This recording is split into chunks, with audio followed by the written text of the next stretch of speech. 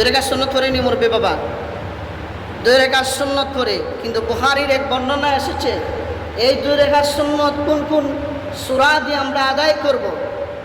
রাসূল আকরাম সাল্লাল্লাহু আলাইহি ওয়াসাল্লাম বলেন, ডাইরেক্ট অ্যাকশন এই দুইটা সূরা দিয়ে যদি আপনি তিলাওয়াত করে দুই রাকাত সুন্নত মাগরিবের আদায় করতে পারেন, এই সুন্নত পড়ার সাথে সাথে রব্বুল আলামিন ইজ্জতে দুনিয়ার মধ্যে যত ধরনের সগীরা গুনাহ, মানে ছোট ছোট গুনাহ যা গুনাহ করেছ, রব্বুল আলামিন ইজ্জতে সময় পড়ে। কিন্তু সুন্নত পড়ার আমরা তো বিভিন্ন সূরা দিয়ে পড়ি, কিন্তু না, বুখারীর বর্ণনা আছে কেউ যদি এই দুই রাকাত সুন্নত নামাজ সূরা কুল ইয়া আইয়ুহাল কাফিরুন আর সূরা ইখলাস কুল হুয়াল্লাহ এই দুইটা সূরা যদি তিলাওয়াত করে পড়তে পারে, দুই রাকাত সুন্নত নামাজ মাগরিবের পরে পড়তে পারে, তার জিন্দেগির সমস্ত সগীরা গুনাহ আল্লাহ মাফ করে দেন।